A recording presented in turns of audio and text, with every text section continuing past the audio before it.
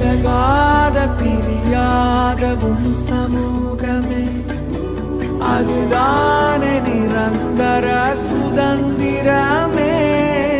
வேறொன்றும் வேண்டாம், நீர் போதுமே. நீர் போதும், எப்போதும் நீர் போதுமே.